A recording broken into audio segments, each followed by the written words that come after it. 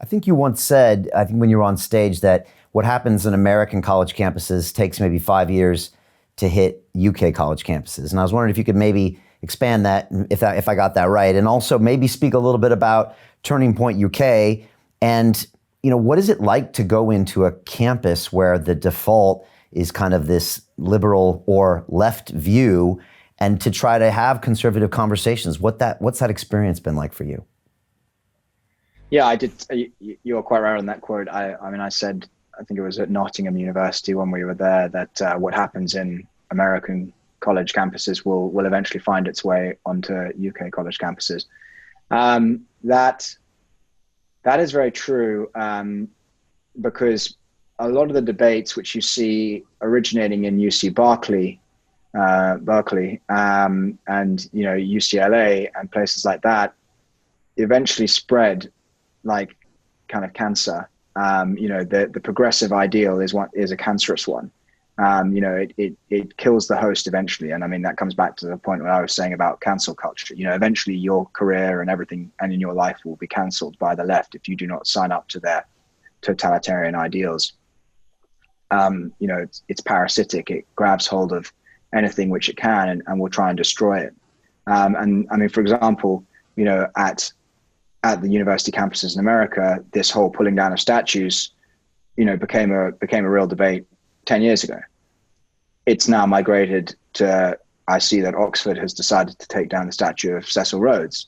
Now, of course, what they should also be doing is cancelling the Rhodes Scholarship, which has provided education to numerous people from South Africa, for example, from a poor background.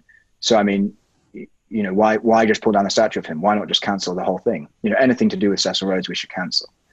So, if you really want to be, what they want to do is they want to pick and choose. They want to pick what they like, and they want to leave what they don't like. They want to rewrite history in their own image.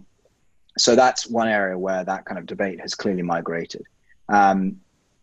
You've also seen in that same vein other things, for example, like the progressive kind of culture, the Marxist march, if you like, the march of the Marxist ideas from left-wing American university professors into British universities. And that was something that was becoming very prevalent in my day when I was at university. And what that has meant is that there has been this kind of progressive march from, giving culturally Marxist ideas airtime on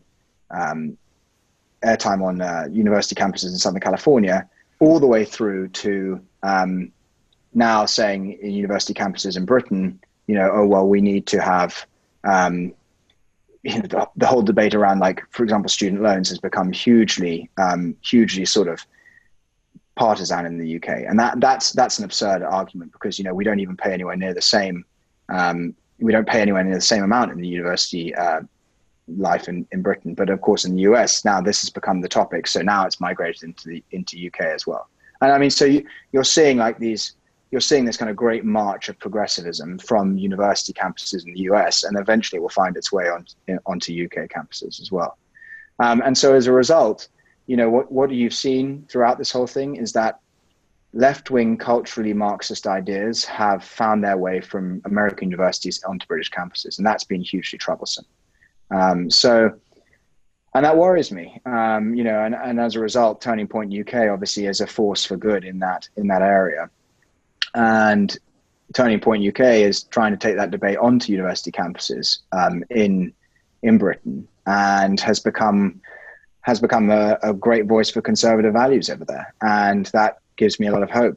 The CEO of Turning Point is Ollie Annisfeld, and he's a great guy, and he's leading the charge. And you've seen that great set of media influencers who have grown up in the UK political culture and the university campus culture in the UK, and that has become now a force for good in terms of challenging the dominant narrative. And so as a result, I'm very happy with the way that narrative needed to be challenged. It needed a group to take that fight onto university campuses. It needed a group to stand up for conservative principles. And if there wasn't a group to stand up for conservative principles, you continue to see the march of the Marxist ideas. And I mean, the other area, of course, which is very dominant in America is the rewriting of American history, and trying to sort of sponge out any parts of American history which they don't like.